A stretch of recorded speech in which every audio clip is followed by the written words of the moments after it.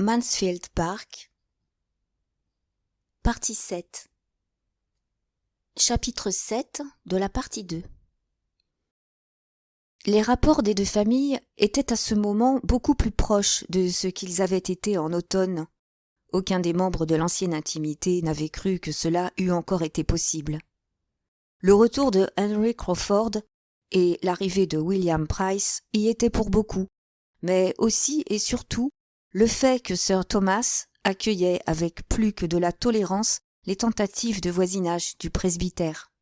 Son esprit, maintenant dégagé des soucis qui l'avaient accablé en premier lieu, était en mesure de trouver que les Grant et leurs jeunes invités valaient réellement la peine d'être invités.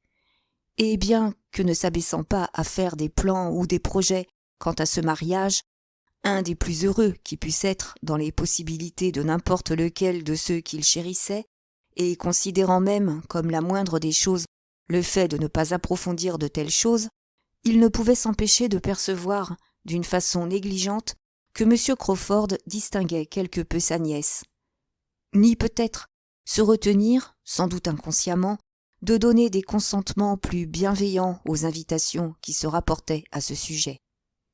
Son empressement, cependant, d'accepter de dîner au presbytère, quand l'invitation générale fut finalement hasardée, après de nombreux débats et de nombreux doutes pour savoir si cela en valait la peine, car Sir Thomas semblait si mal disposé et Lady Bertram était si indolente, provenait seulement de sa bonne éducation et de sa bonne volonté, et n'avait rien à faire avec M. Crawford.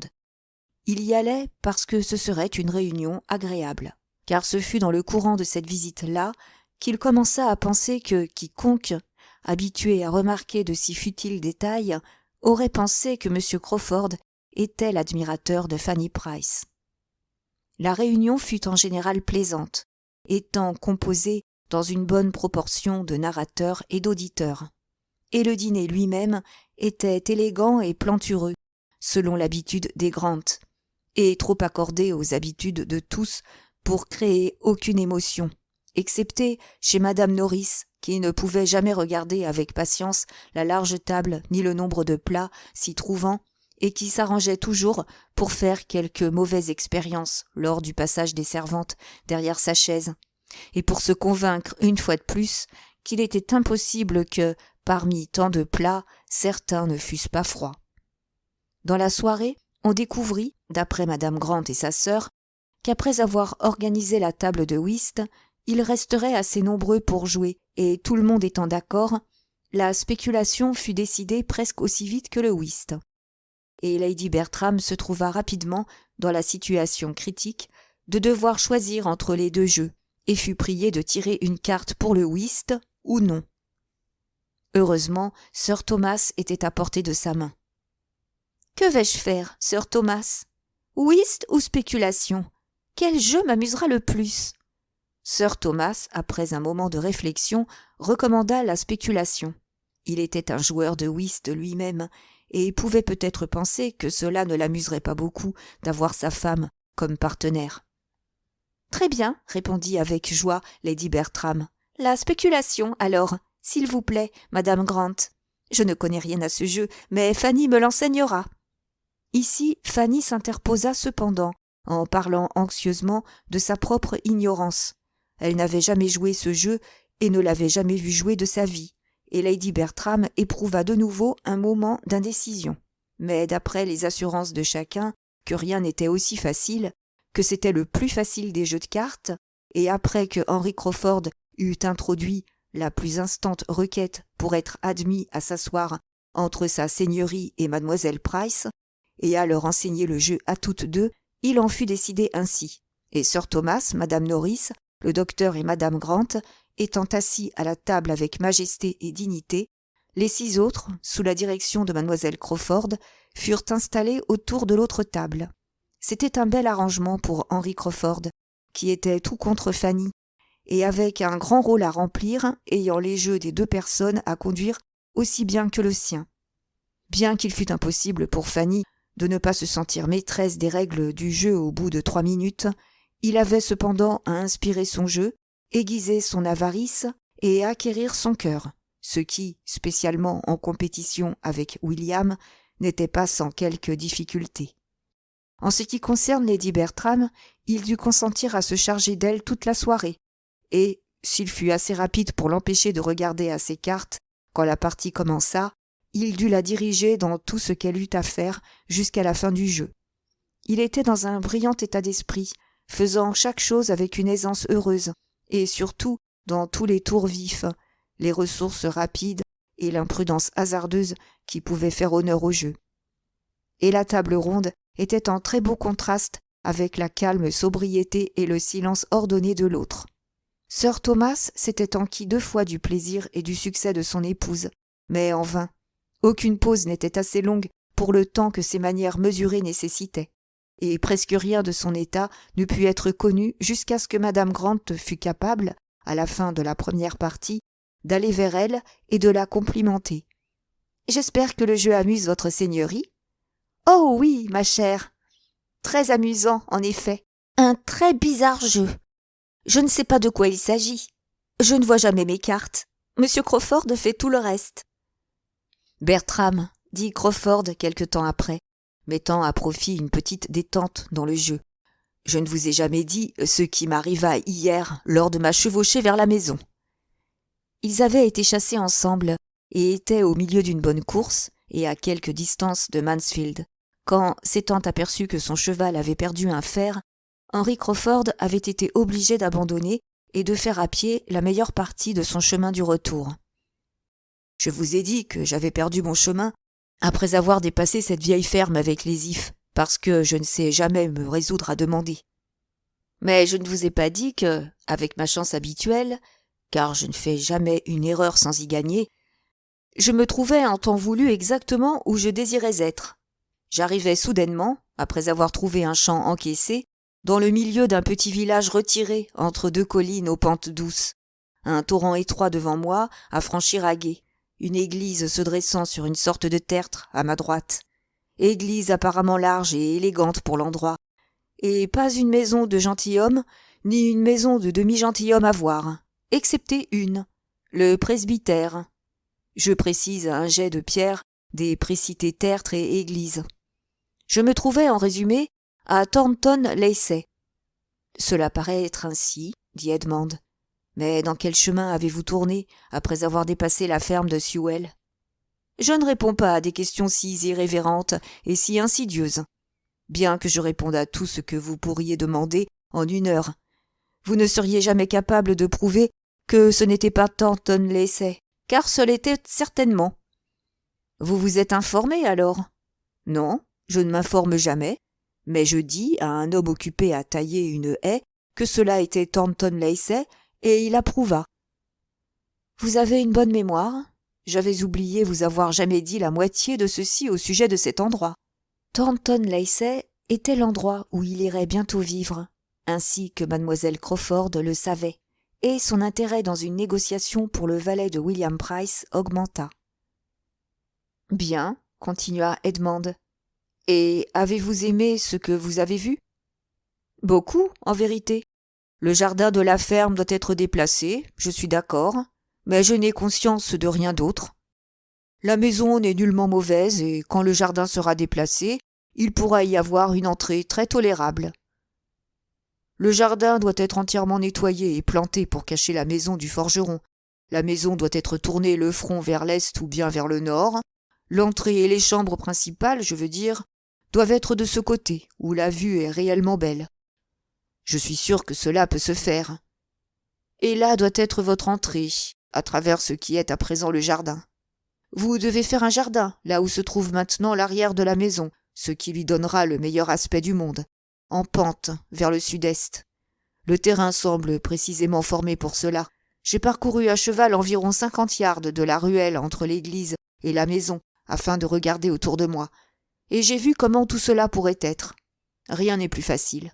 Les prés derrière ce qui sera le jardin, aussi bien que ce qui est maintenant, s'étendant aux alentours de la ruelle où j'étais, vers le nord-est, à travers la route principale traversant le village. Cela doit être réuni, évidemment. Ce sont de très beaux prés, joliment parsemés de bois. Ils appartiennent au bénéfice de l'église, je suppose. Si pas, Vous devez les acheter. Alors le torrent. Quelque chose doit être fait avec le torrent. Mais je ne peux pas exactement dire quoi. J'avais 2 ou 3 idées.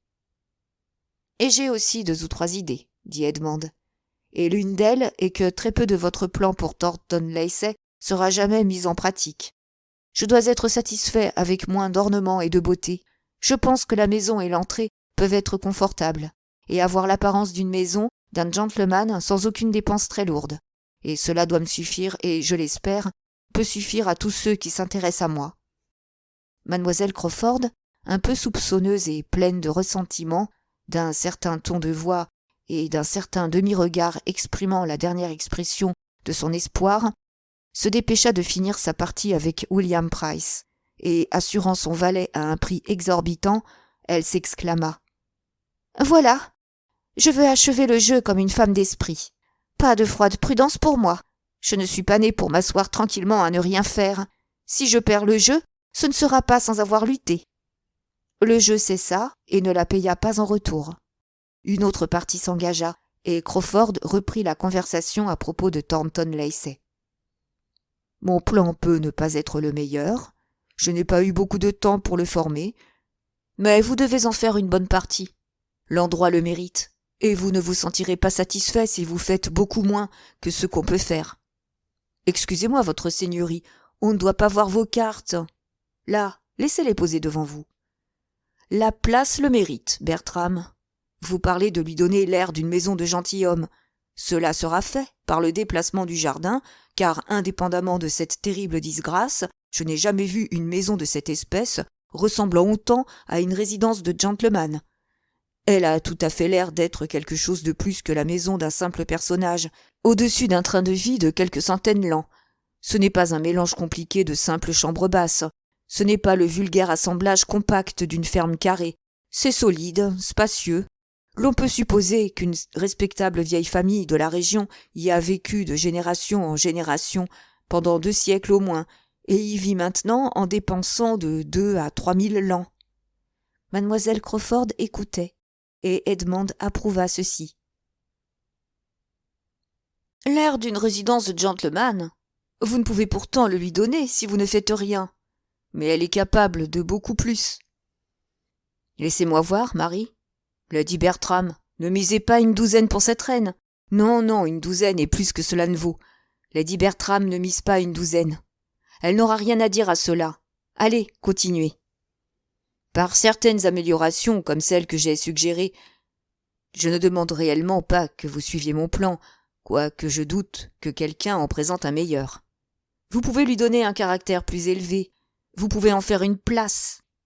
Ayant été la simple maison d'un gentleman, elle devient, par de judicieuses améliorations, la résidence d'un homme ayant de l'éducation, du goût, des manières modernes et de bonnes relations.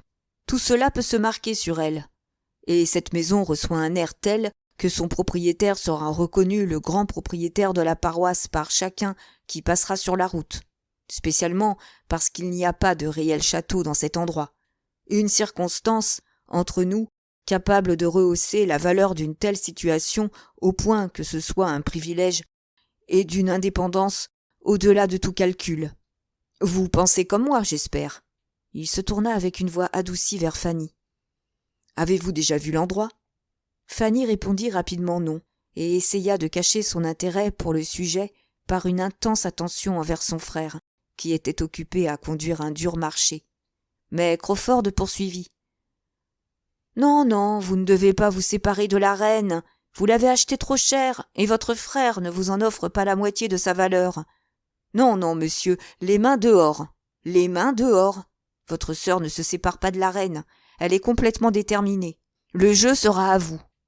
Il se tourna vers elle de nouveau. Il sera certainement à vous. Et Fanny aurait beaucoup préféré qu'il soit à William, dit Edmond, souriant vers elle.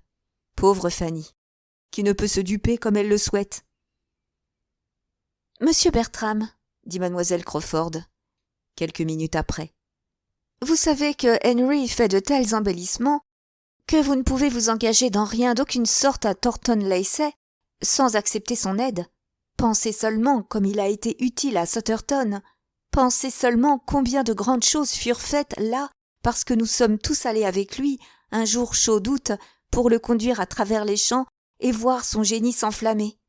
Nous allâmes là et nous revînmes de nouveau à la maison, et ce qui a été fait là n'est pas à dire. » Les yeux de Fanny se tournèrent un moment vers Crawford avec une expression plus que grave, même pleine de reproches, mais elle les détourna immédiatement en rencontrant les siens.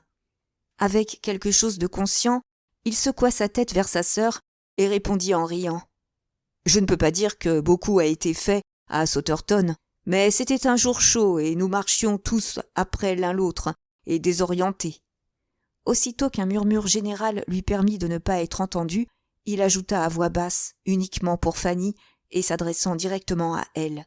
« Je devrais être triste de pouvoir faire des projets en si peu de temps à Sauterton.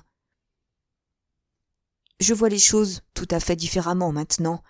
Ne pensez pas à moi comme j'étais alors. » Sauterton était un mot qui saisit madame Norris, et étant justement à ce moment contente d'avoir gagné, en suivant sir Thomas qui menait le jeu contre le docteur et madame Grant. Elle l'interpella d'un ton de bonne humeur. « Sauterton, oui, c'est un endroit, en vérité, où nous eûmes une si charmante journée. William, vous n'avez vraiment pas de chance, mais j'espère que la prochaine fois que vous viendrez, ces chers monsieur et madame Rushworth seront à la maison, et je suis sûre que je peux répondre de ce que vous serez reçus aimablement par eux deux. Vos cousines ne sont pas une sorte de gens qui oublient leurs amis, et monsieur Rushworth est un homme des plus aimables. Ils sont à Brighton maintenant, vous savez, dans une des plus belles maisons de là-bas, comme la belle fortune de monsieur Rushworth lui donne le droit d'être. Je ne connais pas exactement la distance, mais quand vous retournerez à Portsmouth, si ce n'est pas trop loin, vous devez aller jusque-là et leur porter vos respects. Et je pourrai envoyer par vous un petit colis que je désire faire parvenir à vos cousines. »« J'en serais très heureux, tante, mais Brighton n'est pas très loin de Beachy Head, et si je pouvais arriver si loin, je ne pourrais présumer être le bienvenu dans un endroit si élégant, pauvre diable de sous-officier que je suis. » Madame Norris commençait à déployer une extrême assurance de l'affabilité à laquelle il pourrait s'attendre, quand elle fut arrêtée par ces paroles de sir Thomas prononcées avec autorité. « Je ne vous conseille pas d'aller à Brighton, William, car j'ai l'espoir que vous aurez bientôt des possibilités de rencontres plus commodes. Mais mes filles seraient heureuses de voir leurs cousins n'importe où, et vous trouverez M. Rushworth plus sincèrement disposé à considérer avec égard les relations de notre famille que celles de la sienne. » « Je préférerais le trouver secrétaire privé du Premier ministre que n'importe quoi d'autre, » fut la seule réponse de William, dans une voix rentrée, n'ayant pas l'intention de porter loin, et le sujet en resta là. Jusque-là, sir Thomas n'avait rien vu de particulier dans l'attitude de M. Crawford, mais quand la table de whist se dispersa après la partie, et que, quittant le docteur Grant et madame Norris, qui se disputaient au sujet de leur dernier jeu, il devint un spectateur pour les autres, il vit que sa nièce était l'objet d'attention d'un caractère bien marqué. Henry Crawford était dans la première ardeur d'un autre projet à propos de Thornton Lacey, et, n'étant pas capable de capter l'oreille d'Edmond, il détaillait ce plan à sa belle voisine, avec un regard de convenable ardeur. Son plan était de louer la maison lui-même l'hiver suivant, de façon à ce qu'il puisse avoir son propre foyer à lui dans le voisinage, et ce n'était pas simplement pour l'usage qu'il en ferait pendant la saison de la chasse, comme il le lui disait à ce moment, bien que cette considération ait certainement du poids, sentant que, en dépit de la grande amabilité du docteur Grant, il était impossible pour lui et ses chevaux d'être à leur aise où ils étaient sans gêner matériellement. Mais cet attachement pour le voisinage ne dépendait pas seulement d'un amusement ou d'une saison de l'année. Son cœur désirait avoir un quelque chose là où il pourrait venir à n'importe quel moment, un petit foyer à sa disposition où il pourrait passer tous les congés de son année et où il pouvait continuer, améliorer et perfectionner cette amitié et cette intimité avec la famille de Mansfield Park, dont la valeur augmentait pour lui chaque jour. Sir Thomas entendit et ne fut pas offensé. Il n'y avait aucun désir de respect dans les manières du jeune homme, et la façon dont Fanny les accueillait était si appropriée et si modeste, si calme et si peu engageante, qu'il n'avait rien à réprouver en elle. Elle parlait peu, approuvait seulement ici et là, et ne trahissait aucune inclination, soit pour s'approprier une part du compliment, ou pour encourager ses vues en faveur du Northamptonshire. Voyant par qui il était observé, Crawford s'adressa lui-même à Sir Thomas à propos du même sujet, dans un ton plus de tous les jours, mais cependant toujours avec sentiment. « Je désire être votre voisin, Sir Thomas, comme vous m'avez peut-être entendu en parler à votre nièce. Puis-je espérer votre acquiescement et espérer que vous n'influencerez pas votre fils contre un tel locataire ?» Sir Thomas, se courbant poliment, répliqua « C'est la seule manière, monsieur, de laquelle je ne pourrais pas souhaiter de vous voir établi comme un voisin permanent. Mais j'espère, et je crois, qu'Edmond occupera sa propre maison à Thornton-Lacey. Edmond, est-ce que j'en dis trop ?» Edmond, à cet appel, devait d'abord savoir de quoi il s'agissait, mais, en comprenant la question, il ne fut pas embarrassé pour la réponse. « Certainement, monsieur, je n'ai aucune autre idée que celle de l'habiter, mais, Crawford, si je vous refuse comme locataire, venez chez moi comme ami, considérez la maison comme étant à moitié vôtre chaque hiver, et nous agrandirons les étables d'après votre plan d'amélioration, et avec tous les embellissements de votre plan qui peuvent s'accomplir pour vous ce printemps. » « Nous y perdrons, continua Sir Thomas. Son départ, ne fût-ce qu'à seulement 8 milles d'ici, sera une restriction bien déplaisante pour notre cercle de famille. Mais j'aurais été profondément mortifié si un de mes fils pourrait se résigner à faire moins. Il est parfaitement naturel que vous n'ayez pas pensé beaucoup à ce sujet, monsieur Crawford. Mais une paroisse a ses désirs et ses droits, qui ne peuvent être connus que par un pasteur habitant continuellement avec eux et qu'aucune proximité ne serait capable de satisfaire au même point. Edmond pourrait, suivant la règle commune, faire son devoir à Thornton, qui serait de lire les prières et de prêcher sans abandonner Mansfield Park. Il pourrait se rendre à cheval, tous les dimanches, vers une maison en fait inhabitée, et assurer le service divin. Il pourrait être le pasteur de Thornton-Lacey chaque 7e jour, pour 3 ou 4 heures, si cela pouvait le contenter. Mais cela ne sera pas. Il sait que la nature humaine nécessite plus de leçons qu'un sermon par semaine en peut donner. Et s'il ne vit pas parmi ses paroissiens, et ne prouve lui-même, par ses constantes attentions, qu'il est leur ami bienveillant, il fait bien peu pour leur bien ou pour le sien. M. Crawford s'inclina en acquiesçant. « Je répète de nouveau, ajouta Sir Thomas, que Thornton-Lacey est la seule maison du voisinage dans laquelle je ne serais pas heureux de voir M. Crawford comme occupant. » M. Crawford s'inclina en remerciant. « Sir Thomas, dit Edmond, comprend indubitablement le devoir d'un pasteur de paroisse. Nous devons espérer que son fils pourra prouver qu'il le connaît aussi. » Quelque effet que la petite harangue de Sir Thomas ait pu réellement produire sur M. Crawford, elle provoqua un sentiment de malaise chez 2 des autres, 2 de ses plus attentifs auditeurs, Mademoiselle Crawford et Fanny, l'une d'elles n'ayant jamais compris précédemment que Thornton allait être si tôt et si complètement la maison du jeune homme, considérait abattue ce que cela serait de ne plus voir Edmond chaque jour, et l'autre, détournée de l'agréable vision à laquelle elle s'était complue précédemment, en entendant la force de la description de son frère, ne pouvant pas plus longtemps dans l'image qu'elle s'était formée du futur Thornton chasser l'église, chasser le pasteur et y voir seulement la respectable, élégante, moderne et occasionnelle résidence d'un homme riche et indépendant, considérait Sir Thomas avec une mauvaise volonté décidée, comme le destructeur de tout ceci, et souffrait surtout à cause de cette involontaire indulgence que son caractère et ses manières recommandaient, et parce qu'elle n'osait pas faire la plus simple tentative de ridiculiser sa cause. Tout le plaisir de son jeu était passé pour cette heure. Il était temps d'en finir avec les cartes, si les sermons dominaient, et elle était contente de trouver nécessaire d'en venir à une conclusion et d'être apte à réfléchir son esprit par un changement de place et de voisin. Les chefs de la partie s'étaient maintenant rassemblés sans ordre près du feu, attendant l'arrêt final. William et Fanny étaient les plus écartés. Ils restaient tous les deux à l'autre table désertée, parlant très confortablement et ne pensant pas au reste de la société, jusqu'au moment où une partie de celle-ci commença à penser à eux.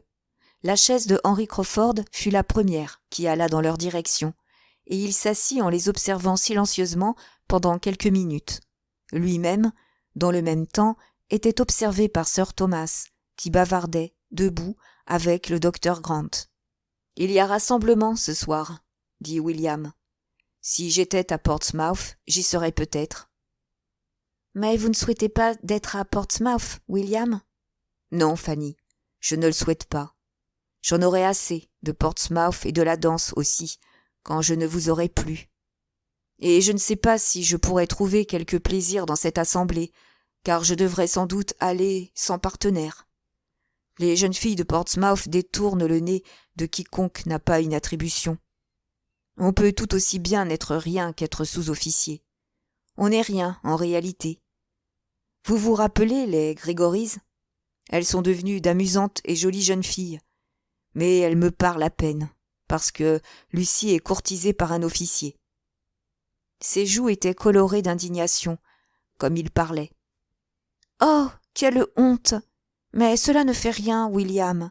Cela ne vaut pas la peine de s'en occuper. Cela ne vous concerne pas. Ce n'est pas plus que ce que les plus grands amiraux ont tous expérimenté, plus ou moins, dans leur temps. Vous devez penser à cela. Vous devez essayer de considérer cela comme l'une des duretés qui accablent la vie de tous les marins, comme le mauvais temps et la vie rude. Seulement avec cet avantage qu'il y aura une fin à ceci, qu'un moment viendra où vous n'aurez plus rien de cette sorte à endurer. Quand vous serez un lieutenant, songez seulement, William, combien peu vous vous soucierez de petits non-sens comme ceux-ci quand vous serez lieutenant. Je commence à croire que je ne serai jamais lieutenant, Fanny. Tout le monde reçoit sa promotion, sauf moi. Oh, mon cher William, ne parlez pas ainsi. Ne soyez pas si découragé. Mon oncle ne dit rien, mais je suis sûre qu'il fera tout ce qui est en son pouvoir pour que vous soyez nommé. Il sait aussi bien que vous quelle importance cela a. Elle fut arrêtée par la vue de son oncle, qui se trouvait beaucoup plus près d'eux qu'elle ne le soupçonnait, et chacun trouva nécessaire de parler de quelque chose d'autre. « Aimez-vous danser, Fanny ?»« Oui, beaucoup, mais je suis vite fatiguée. »« J'aimerais aller à un bal avec vous et vous voir danser. N'avez-vous jamais de bal à Northampton ? J'aimerais vous voir danser, et je danserais avec vous, si vous le vouliez, car personne ne saurait qui je suis, ici, et j'aimerais être votre partenaire une fois de plus. Nous avons souvent eu l'habitude de sauter ensemble partout, n'est-ce pas, quand l'orgue de Barbarie était dans la rue. Je suis un très bon danseur à ma manière, mais j'ose dire que vous êtes meilleur que moi. » Et se tournant vers leur oncle, qui était maintenant tout près d'eux, « Est-ce que Fanny n'est pas une bonne danseuse, monsieur ?» Fanny, alarmée par une telle question, sans précédent, ne savait plus de quel côté regarder ou comment se préparer à la réponse. Quelque reproche très grave, ou au moins la plus froide expression d'indifférence, devait venir pour affliger son frère et la faire disparaître. Mais au contraire, ce ne fut pas pire que... Je regrette de dire que je suis incapable de répondre à votre question. Je n'ai jamais vu Fanny danser depuis qu'elle était une petite fille, mais je suis certain que nous allons tous deux penser qu'elle s'en acquitte comme une dame lorsque nous la verrons, ce dont, peut-être, nous pourrons avoir une occasion sans devoir attendre trop longtemps. « J'ai eu le plaisir de voir votre sœur danser, Monsieur Price, » dit Henry Crawford, se penchant en avant, « et je peux m'engager à répondre à chaque enquête que vous pourriez faire à ce sujet, à votre entière satisfaction. Mais je crois, il vit le regard de Fanny s'affliger, que cela sera à quelque autre moment. Il y a une personne dans la compagnie qui n'aime pas qu'on parle de mademoiselle Price. » C'était vrai. Il avait vu une fois Fanny dansant, et c'était vrai aussi qu'il aurait maintenant répondu qu'elle glissait avec une calme et légère élégance et dans un rythme admirable. Mais il n'aurait pu, même au prix de sa vie, rappeler ce que sa danse avait été, et il se portait garant qu'elle avait été présente, mais il ne se rappelait aucune chose à son propos. Il passa, cependant, pour un admirateur de Fanny, et Sir Thomas, nullement mécontent, prolongea la conversation sur la danse en général et était si bien engagé dans une description des bals d'Antigua, en écoutant ce que son neveu pouvait relater au sujet des différentes façons de danser qu'il avait pu observer, qu'il n'avait pas entendu qu'on annonçait sa voiture, et qu'il y fut appelé en premier lieu par l'empressement de madame Norris. « Venez, Fanny, à quoi pensez-vous? Nous partons. Ne croyez-vous pas que votre tante s'en va? Vite, vite. Je ne peux supporter de faire attendre le pauvre vieux Wilcox. Vous devriez toujours vous souvenir du cocher et des chevaux. Mon cher Sir Thomas, nous avons décidé que la voiture reviendrait pour vous et Edmond et William. » Sir Thomas ne pouvait refuser, car cela avait été son propre arrangement, communiqué précédemment à sa femme et à la sœur de celle-ci. Mais cela semblait oublié par madame Norris, qui devait s'imaginer qu'elle avait tout fixé elle-même. Le dernier sentiment de Fanny dans cette visite fut du désappointement, car le châle que Edmond était occupé à prendre tranquillement à la servante pour l'apporter et le poser sur ses épaules fut saisi par la main prompte de M. Crawford, et elle fut obligée d'être redevable à l'attention de celui-ci. Chapitre 8. Le désir de William de voir danser Fanny fit plus qu'une impression momentanée sur son oncle. L'espoir d'une occasion, que Sir Thomas avait donnée à ce moment, n'avait pas été donné pour être oublié ensuite. Il demeurait fermement désireux de satisfaire un sentiment si aimable, de satisfaire n'importe qui d'autre qui souhaiterait voir danser Fanny, et de donner du plaisir aux jeunes gens en général, et ayant réfléchi à la matière, et pris sa résolution calmement et indépendamment, le résultat en apparut le lendemain matin au déjeuner, quand, après avoir rappelé et commenté ce que son neveu avait dit, il ajouta « Je n'aimerais pas, William, que vous quittiez le Northamptonshire sans cette faveur. Je veux me donner le plaisir de vous voir danser tous les deux. Vous parliez des bals à Northampton. Vos cousins y ont assisté occasionnellement, mais cela ne vous conviendrait en aucune façon. La fatigue serait trop grande pour votre tante. Je pense que nous ne devons pas penser à un bal à Northampton. Une partie de danse à la maison serait mieux appropriée, et si... »« Ah, mon cher Sir Thomas, interrompit madame Norris, je savais ce qui allait arriver. Je savais ce que vous alliez dire. Si la chère Julia était à la maison, ou la très chère madame Rushworth à Southampton, pour fournir une raison, une occasion pour une telle chose, vous seriez tenté de donner aux jeunes gens un bal à Mansfield. Je sais que vous le seriez. Si elle était à la maison pour orner le bal, vous auriez un bal ce Noël. Remerciez votre oncle, William, remerciez votre oncle. Mes filles, répondit Sir Thomas, s'interposant gravement, ont leur plaisir à Brighton, et, je l'espère, sont très heureuses. Mais la danse que je pense donner à Mansfield sera pour leurs cousins. Si nous étions tous assemblés, notre satisfaction serait plus complète, sans aucun doute, mais cette absence, en somme, ne doit pas exclure les autres du plaisir. Madame Norris n'avait plus aucun autre mot à dire. Elle vit la décision dans ses yeux, et sa surprise et sa vexation requirent quelques minutes de silence avant qu'elle puisse s'organiser et reprendre son sang-froid. Un bal à un tel moment, les filles absentes et elle-même non consultées. Cependant, elle avait le réconfort à portée de sa main. Elle devait faire chaque chose. Lady Bertram serait évidemment épargnée de toute pensée et de tout effort, et tout retomberait sur elle. Elle aurait à faire les honneurs de la soirée, et cette réflexion lui rendit si vite une grande partie de sa bonne humeur qu'elle put se joindre aux autres, avant que leur joie et leurs remerciements fussent tout à fait exprimés. Edmond, William et Fanny, chacun à leur façon, voyaient et espéraient dans ce prochain bal autant de plaisir reconnaissant que Sir Thomas pouvait le désirer. Les sentiments d'Edmond étaient exprimés aussi. Son père n'avait jamais conféré une faveur ou montré une gentillesse qui fût à sa satisfaction. Lady Bertram était parfaitement d'accord et contente et n'avait pas d'objection à faire. Sir Thomas l'assurait que cela ne lui donnerait que peu de soucis. Et elle lui certifia qu'elle n'était pas du tout effrayée par ses ennuis et que, en vérité, elle ne pouvait imaginer qu'il y en aurait. Madame Norris était prête avec ses suggestions, comme pour lui indiquer quelle chambre elle pensait aussi être la plus adéquate, mais elle trouva déjà tout prévu, et quand elle voulut émettre son avis au sujet du jour, il apparut que le jour était fixé aussi. Sir Thomas s'était amusé à dessiner complètement les grandes lignes du projet, et dès qu'elle écouterait calmement, il pourrait lire la liste des familles à inviter, dont il déduisait, en tenant compte de la brièveté de l'information, qu'il pourrait rassembler assez de jeunes gens pour former 12 ou 14 couples, et il pourrait détailler les considérations qu'il avait décidé de s'arrêter au 22 comme le meilleur jour à choisir.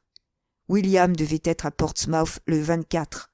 Le 22 serait donc, en conséquent, le dernier jour de sa visite. Mais alors que les jours étaient si peu nombreux, il n'eût pas été sage d'en choisir un plus rapproché. Madame Norris fut obligée de se sentir satisfaite d'avoir pensé juste de la même façon et d'avoir été sur le point de proposer le 22 elle-même, comme étant de loin la meilleure date pour le projet. Le bal était maintenant une chose décidée et avant la soirée, une chose annoncée à tous ceux qu'elle concernait. Les invitations furent envoyées en hâte et plus d'une jeune fille se coucha ce soir-là avec sa tête pleine de soucis heureux, aussi bien que Fanny. Pour elle, les soucis étaient parfois presque au-dessus de la joie. En peine et expérimentée, n'ayant que peu de moyens de choisir et peu de confiance dans son propre goût, le « comment serait-elle habillée » était un point de douloureuse inquiétude, et l'un des rares ornements qu'elle possédât, une très belle croix d'ambre que William lui avait apportée de Sicile, était sa grande détresse, car elle n'avait rien d'autre qu'un morceau de ruban pour la fixer. Et bien qu'elle l'eût portée une fois de cette façon, cela conviendrait-il pour une telle occasion, au milieu de tous les riches bijoux que, elle le supposa, toutes les autres jeunes filles porteraient? Et cependant, ne pas la porter. William aurait désiré lui acheter une belle chaîne d'or aussi, mais le projet était au-delà de ses moyens, et, en conséquence, ne pas porter la croix pourrait le vexer. C'étaient des considérations anxieuses, assez pour calmer son esprit même à la pensée d'un bal donné principalement en sa faveur. Pendant ce temps, les préparatifs continuaient, et Lady Bertram continuait de s'asseoir sur son sofa sans être dérangée par eux. Elle eut quelques visites de la gouvernante, et sa servante dut se hâter de lui confectionner une nouvelle robe. Sir Thomas donnait les ordres, et Madame Norris courait partout, mais cela ne gênait nullement l'affaire. Edmond était à ce moment particulièrement soucieux, son esprit était profondément occupé par la considération de 2 événements importants de sa vie, qui allaient fixer son destin. Entrée dans les ordres et mariage. Événement d'un caractère tellement sérieux que le bal, qui serait très certainement rapidement suivi de l'un d'eux, lui apparaissait moindre à ses yeux qu'à ceux de n'importe quelle autre personne de la maison. Le 23, il allait chez un ami à Peterborough, qui était dans la même situation que lui, et ils allaient recevoir les ordres dans le courant de la semaine de la Noël. La moitié de sa destinée serait alors déterminée, mais l'autre moitié pouvait ne pas être aussi douce à accomplir. Ses devoirs seraient établis, mais la femme qui devrait animer, partager et récompenser ses devoirs pouvait encore être inaccessible. Il connaissait sa propre pensée, mais il n'était pas toujours certain de connaître mademoiselle Crawford. Il y avait des points sur lesquels il n'était pas complètement d'accord. Il y avait des moments où elle ne semblait pas favorable, et bien que faisant confiance entièrement à son affection, à une conclusion dans un délai très court, il éprouvait beaucoup de sentiments anxieux, beaucoup d'heures de doute quant au résultat. Sa conviction de ses égards pour lui était quelquefois très fort. Il pourrait regarder en arrière vers une longue période d'encouragement, et elle était aussi parfaite dans un attachement désintéressé que dans toute autre chose. Mais à d'autres moments, des doutes et des alarmes se mélangeaient à ses espoirs, et quand il songeait à son manque d'inclination pour l'intimité et la retraite, sa préférence décidée pour une vie à Londres, que pouvait-il espérer d'autre qu'un refus déterminé? À moins que ce ne soit une acceptation encore moins bonne, demandant de tels sacrifices à sa situation et à son métier, que sa conscience dut le lui défendre.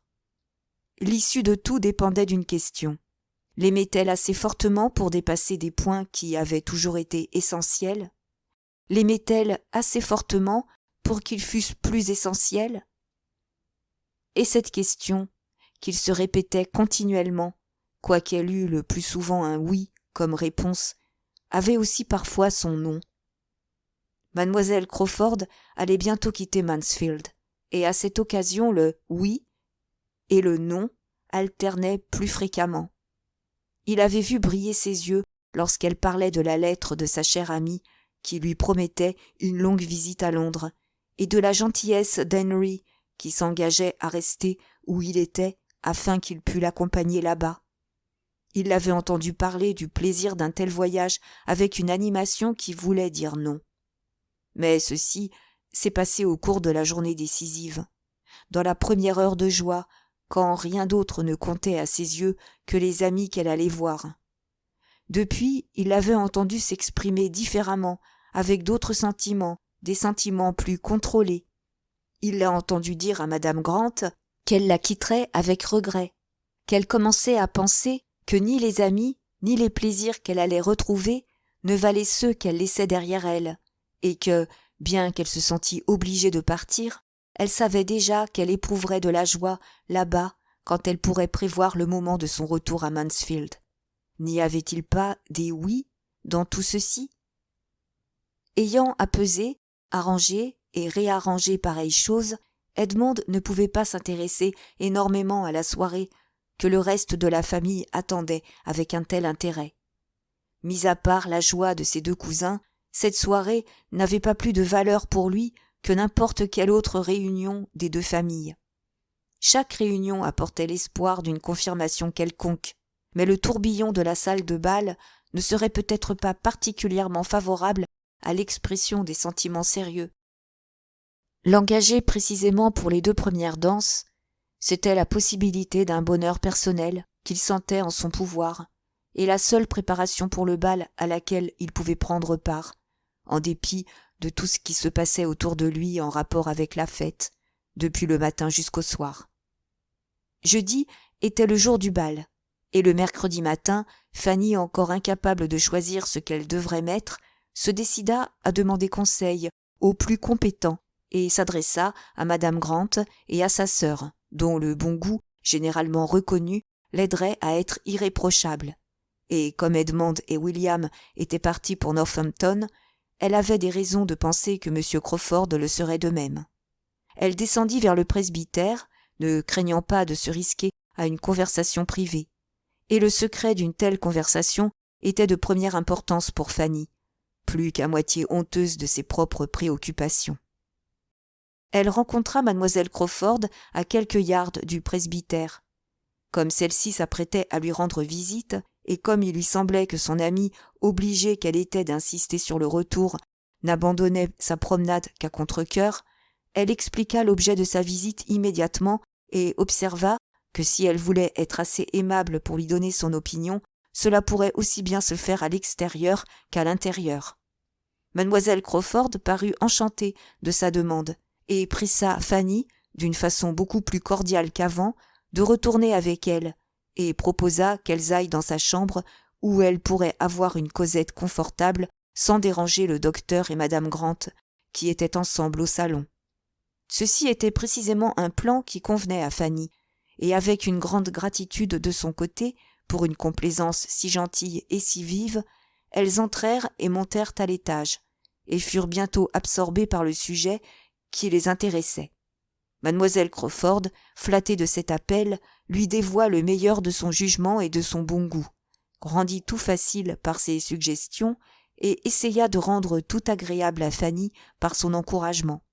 La toilette se trouva décidée dans ses grandes lignes. « Mais allez-vous porter la croix de votre frère comme collier ?» dit mademoiselle Crawford. « Ne porterez-vous pas la croix de votre frère ?» Et tandis qu'elle parlait, elle défaisait un petit paquet que Fanny avait remarqué dans sa main quand elles s'étaient rencontrées. Fanny lui raconta ses désirs et ses doutes à ce point. Elle ne savait pas si elle devait porter ou ne pas porter la croix. On répondit pour elle, en plaçant une petite boîte à frivolité devant elle et en lui demandant de choisir parmi plusieurs chaînes et colliers en or. Tel était le paquet dont mademoiselle Crawford était pourvue, et c'était là l'objet de sa visite.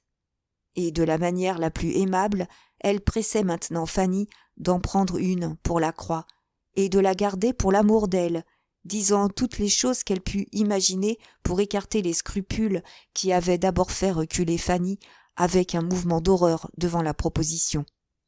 « Vous voyez quelle collection j'ai, dit-elle. Je n'en emploie pas la moitié. Je ne vous offre que du vieux. Vous devez excuser mon sans-gêne et me rendre service. » Fanny résistait toujours, de tout son cœur. Le don avait trop de valeur. Mais mademoiselle Crawford persévéra tant, discuta le cas avec tant d'arguments si sérieux et si affectueux, appuyés sur la tête de William, sur la croix, sur le bal et sur elle-même, qu'à la fin elle eut gain de cause. Fanny se trouva obligée de céder afin qu'elle ne pût être accusée d'orgueil, d'indifférence ou d'autres petitesses. Et ayant, avec une humble répugnance, donné son consentement, elle se mit à faire une sélection. Elle regarda, désirant trouver celle qui avait le moins de valeur, et était enfin déterminée à faire son choix quand elle crut qu'un collier se trouvait devant ses yeux plus souvent que les autres. C'était un collier en or, joliment arrangé, et bien que Fanny eût préféré une chaîne plus longue et plus simple, comme étant plus adaptée à son but, elle espérait avoir choisi celle que mademoiselle Crawford désirait garder le moins. Mademoiselle Crawford manifesta sa parfaite approbation par un sourire, et se dépêcha de compléter le don en lui mettant le collier et en lui faisant voir l'effet qu'il faisait sur elle. Fanny n'aurait pu formuler la moindre opposition, et, exception faite de ce qui lui restait de scrupules, était extrêmement heureuse d'une acquisition si appropriée. Elle aurait peut-être préféré être l'obligée d'une autre personne, mais cela était un sentiment bas. Mademoiselle Crawford avait devancé ses désirs avec une gentillesse qui prouvait qu'elle était une amie. « Quand je porterai ce collier, je penserai toujours à vous, dit-elle. Je penserai combien vous étiez aimable.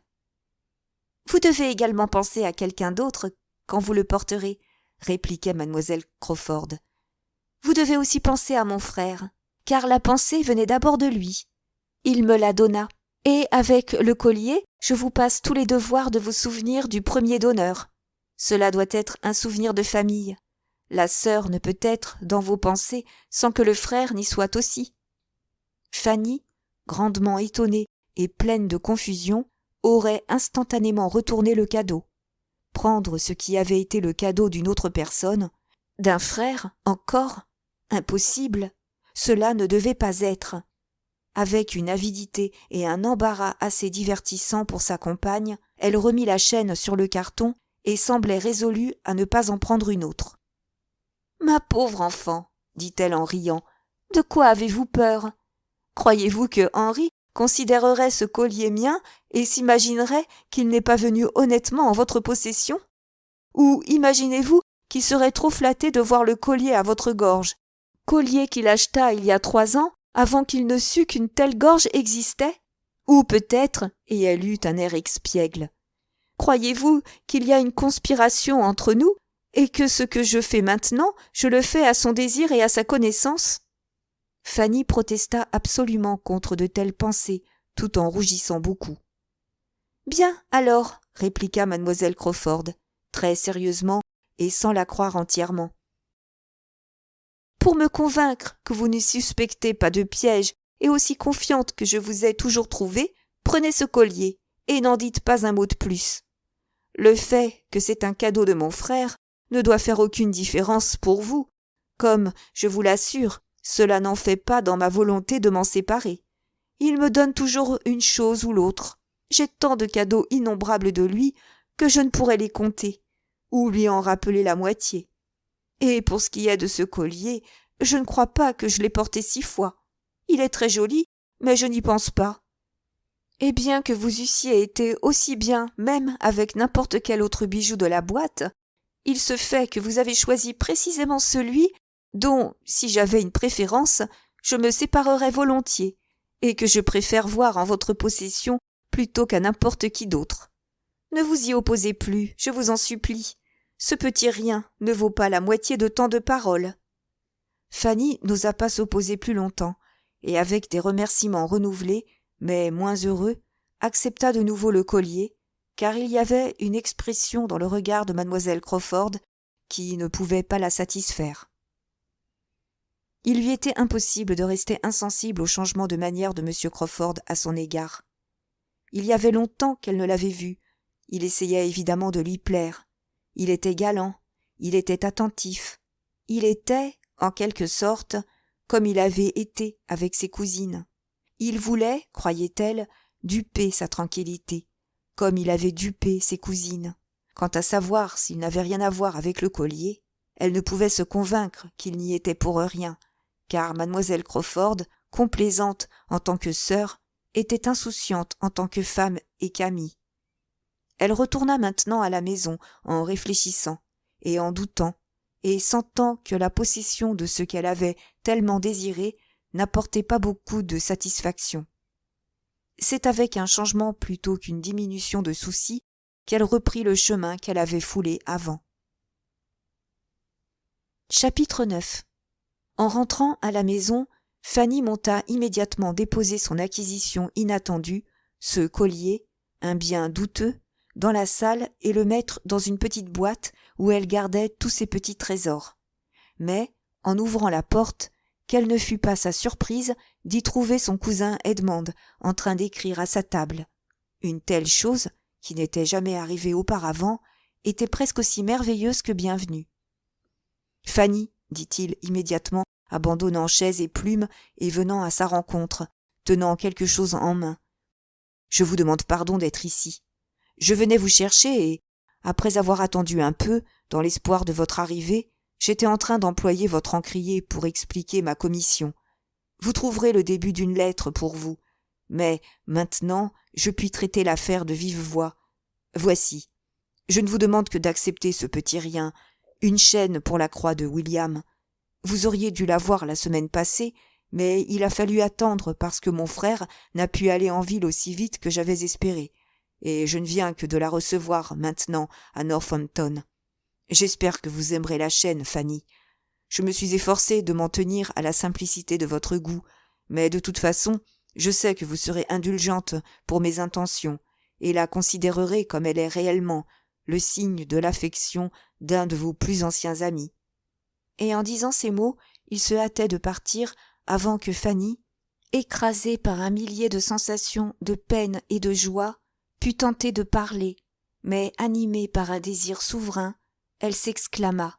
« Oh, cousin, arrêtez un moment, je vous en prie, arrêtez-vous !» Il revint. « Je ne peux essayer de vous remercier, » continua-t-elle d'une manière très agitée. « Les remerciements sont hors de question. Je ressens beaucoup plus que je pourrais exprimer.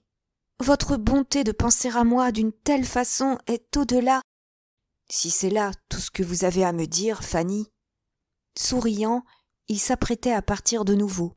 « Non, non, je voudrais vous consulter. » Presque inconsciemment, elle avait défait maintenant le paquet qu'il lui avait placé dans la main, et voyant devant elle, dans la beauté de l'emballage d'un joaillier, une chaîne d'or nouée, parfaitement simple et nette, elle ne put s'empêcher de s'exclamer à nouveau. « Oh, ceci est beau, réellement. Ceci est précisément la chose que je souhaitais. Ceci est le seul ornement que je désire posséder jamais. Elle est exactement assortie à ma croix. Elles doivent et seront toujours portées ensemble. Le cadeau vient aussi à un moment si propice. Oh, cousin, vous ne pouvez savoir combien il est propice. » « Ma chère Fanny, vous êtes beaucoup trop sensible à ces choses. Je suis fort heureux que vous aimiez la chaîne, et qu'elle arrive à temps pour demain. Mais vos remerciements dépassent l'occasion. Croyez-moi, je n'ai au monde de plus grand plaisir que de contribuer au vôtre.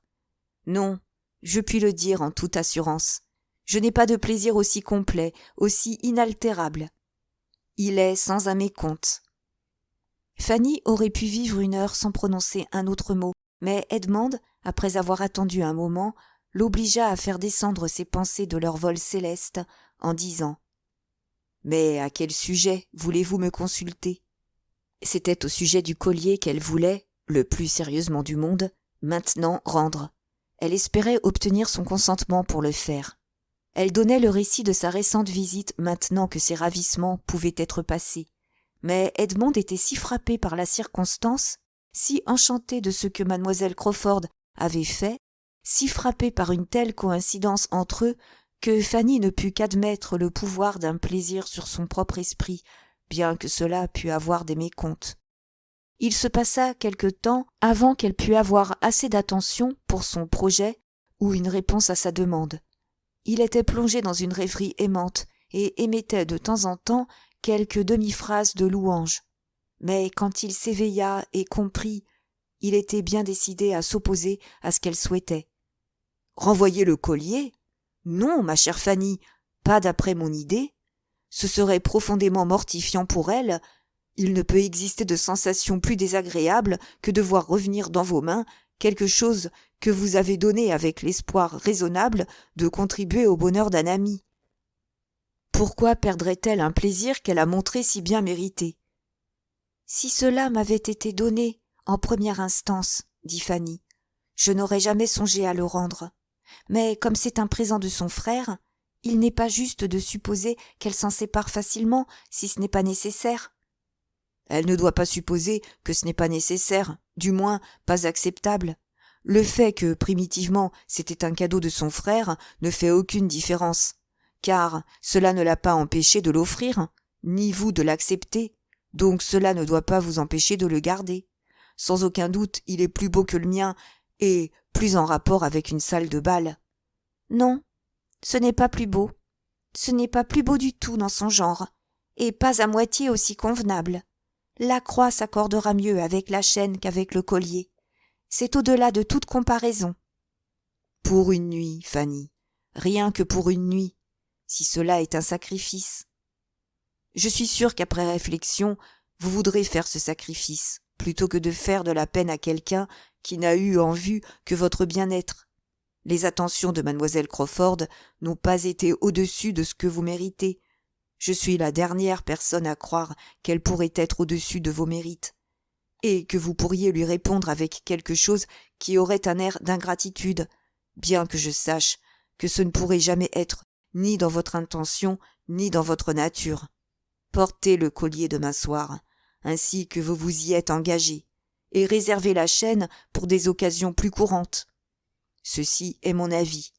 Je ne voudrais pas que l'ombre d'une froideur vienne troubler une intimité que j'ai observée, avec le plus grand plaisir, entre deux êtres dans les caractères desquels j'ai trouvé une grande ressemblance de sincérité et de délicatesse, bien qu'il y ait quelques légères différences résultant d'une différence de situation, mais qui ne forment pas un obstacle à une véritable amitié.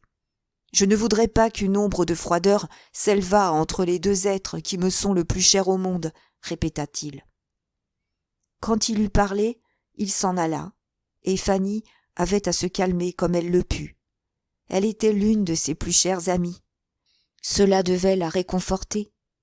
Mais l'autre, la première, il ne lui avait jamais parlé si ouvertement, et quoiqu'il ne lui eût rien raconté, qu'elle n'avait déjà deviné depuis longtemps, c'était un choc pour elle, car ces mots montraient ses propres convictions et ses vues.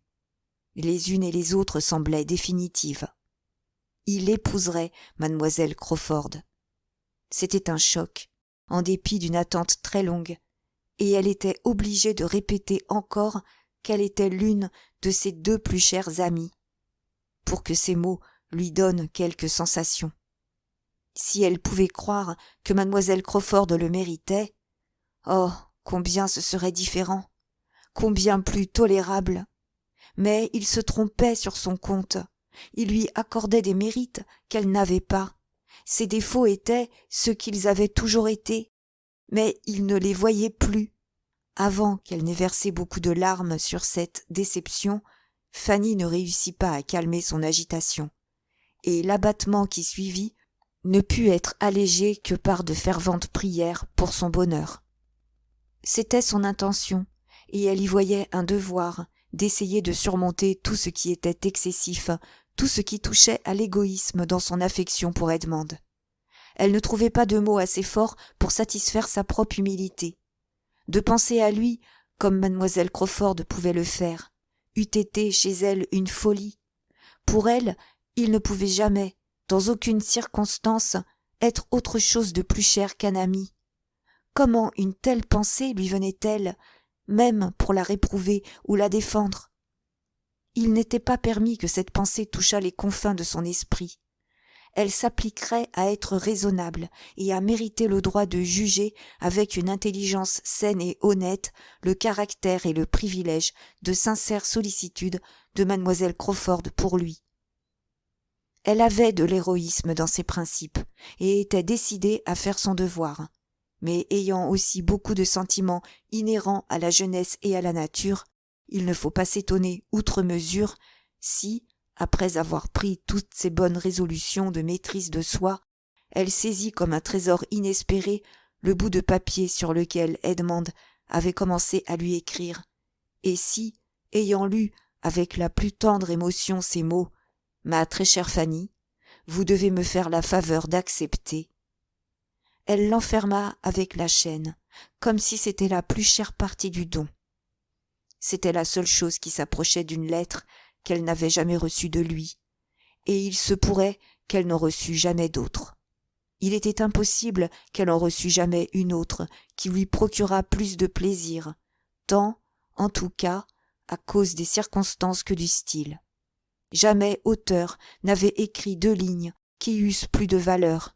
Jamais les recherches du plus aimant correspondant n'avaient été plus bénies.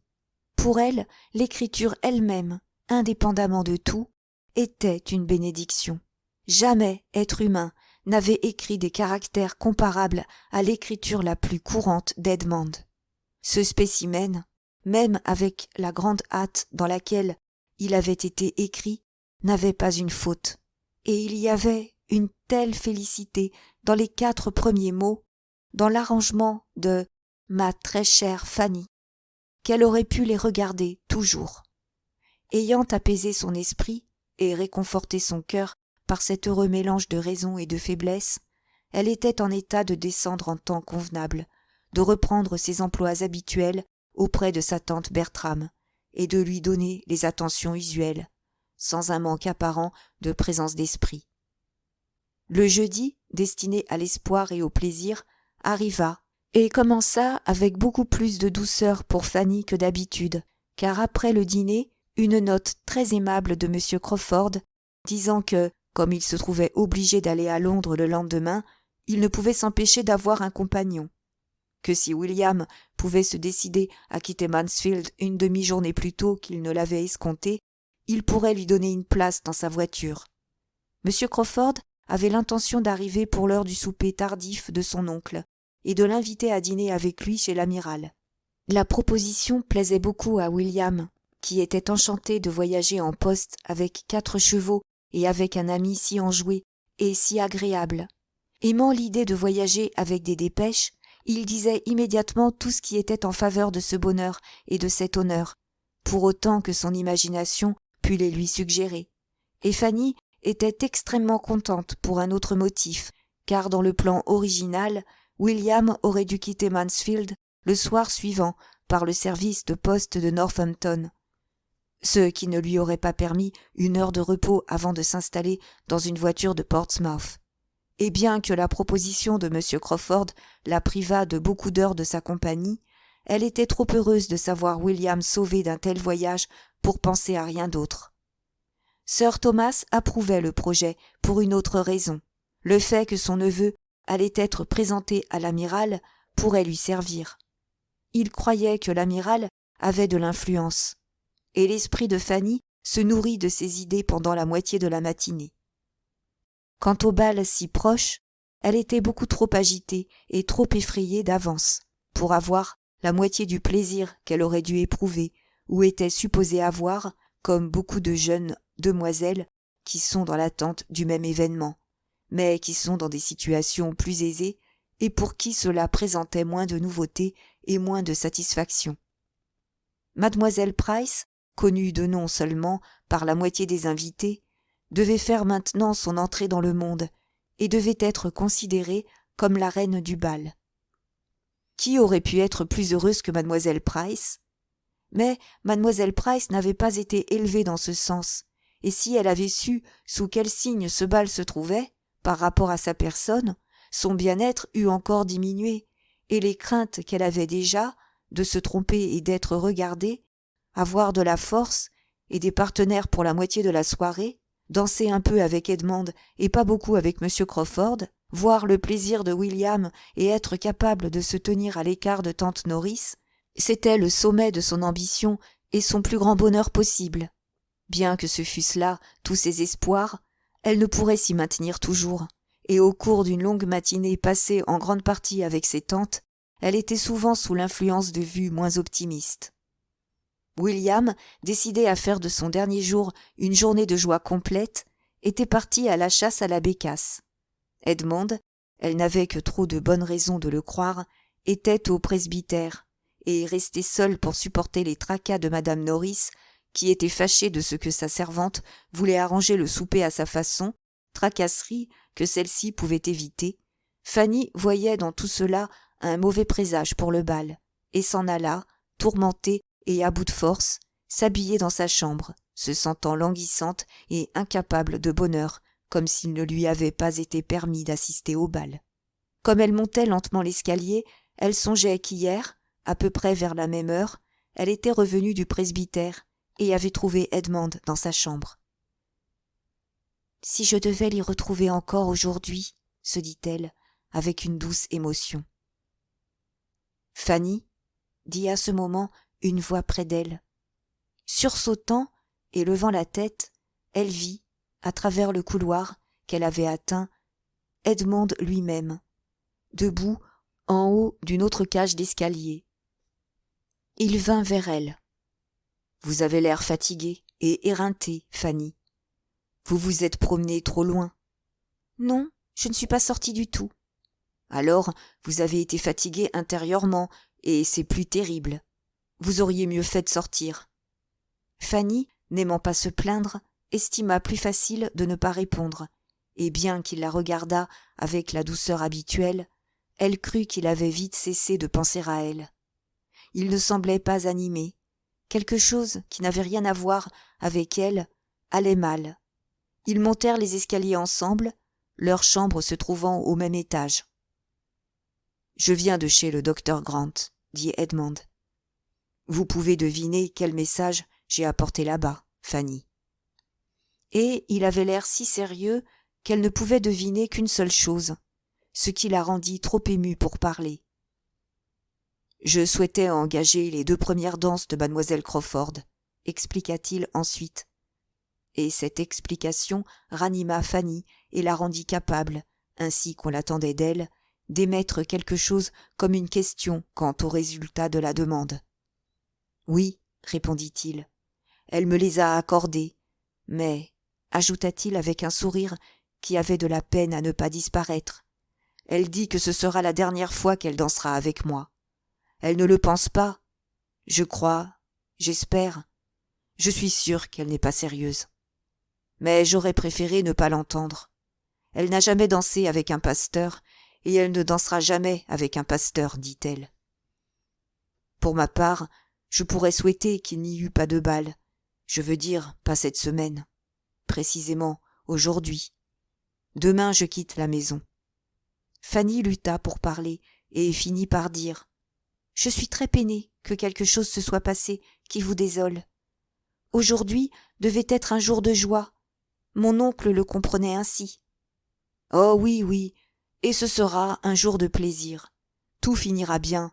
Je suis seulement peinée pour un moment. En fait, ce n'est pas que la date du bal soit mal choisie. Qu'est-ce que cela veut dire ?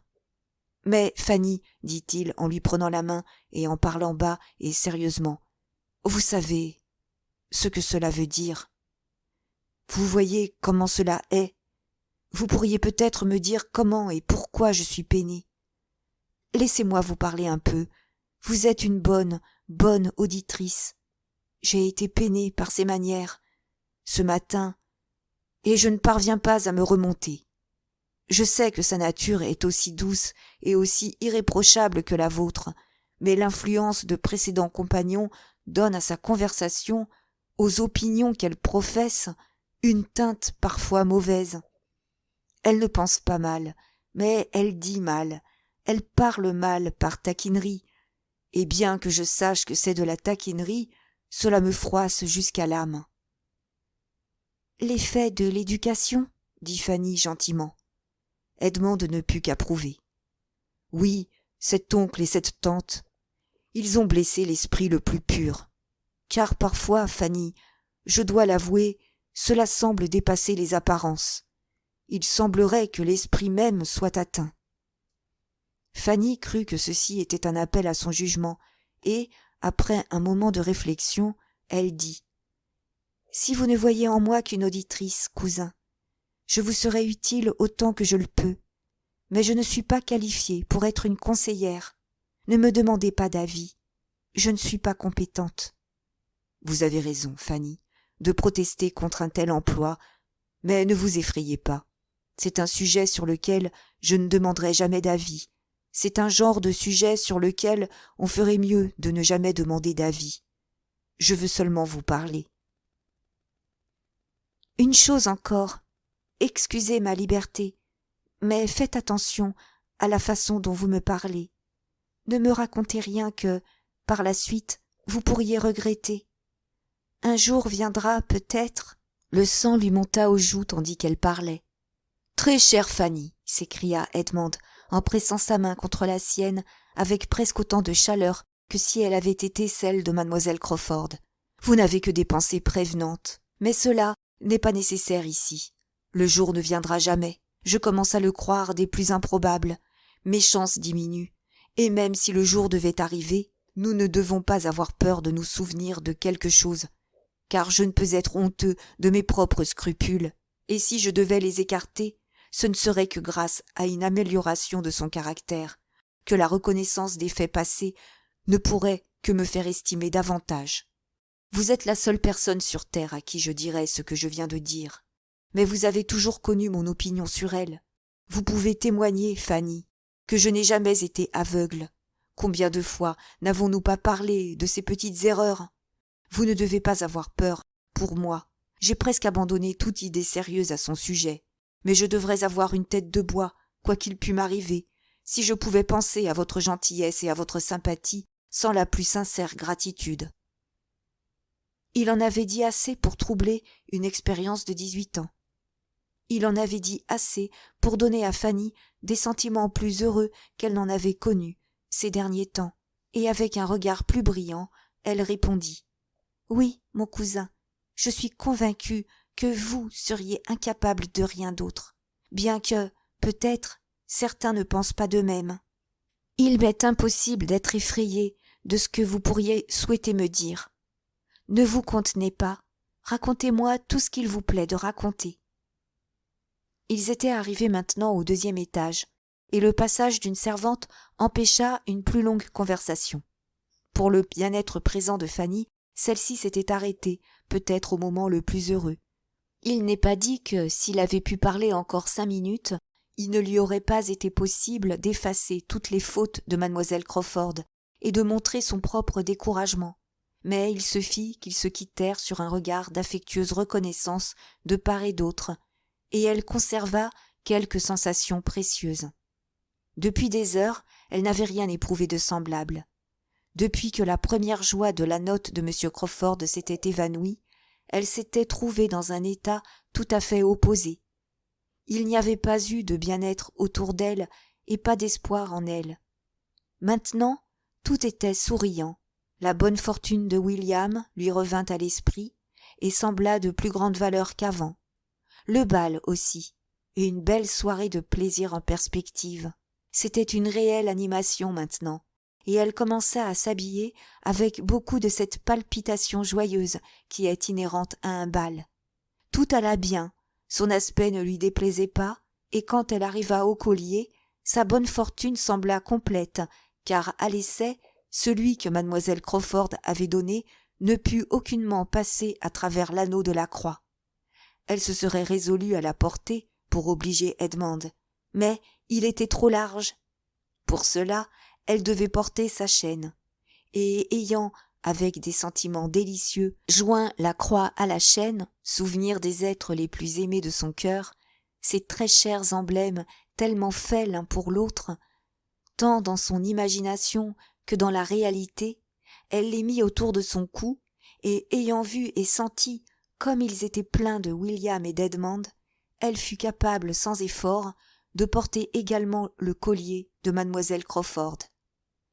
Elle trouva que c'était juste.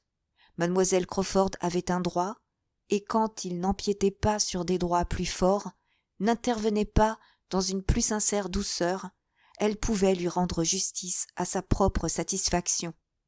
Le collier avait réellement très belle allure, et Fanny quitta finalement la pièce très satisfaite d'elle-même et de tout autour d'elle. Sa tante Bertram s'était souvenue d'elle à cette occasion d'une façon très vive et inaccoutumée. Il lui était réellement apparu que Fanny, se préparant pour un bal, aimerait avoir une aide plus affectueuse que celle de la servante des étages supérieurs. Elle lui envoya sa propre femme de chambre pour l'aider. Trop tard, évidemment, pour qu'elle pût être de quelque utilité. Madame Chapman avait justement atteint l'étage supérieur lorsque mademoiselle Price sortit de sa chambre entièrement habillée, et presque aussi bien que lady Bertram et madame Chapman elle-même.